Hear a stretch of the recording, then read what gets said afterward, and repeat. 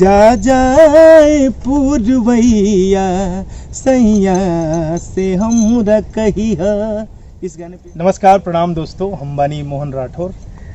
आप सब हमनी के सुन रहल बानी जा, देख रहल बानी जा, और आज बड़ा अच्छा लग रहल बा। आज हमनी के जनेश्वर पार्क में, जौन कि हमनी के विश्व में ई पार्क के नाम बहुत बड़े लेवल से आवेला, तो आज हम सब शूट कर रहे हैं अपना भोजपुरी सॉन्ग। और हमारे साथ बहुत ही अच्छे एक्टर हैं बलिया जिला के हमारे अजय भाई भी कुछ कहेंगे। आपने जो गाना गाया इसके बारे में, जो गाना आपने शूट किया, गाना तो मैं गाया हूँ।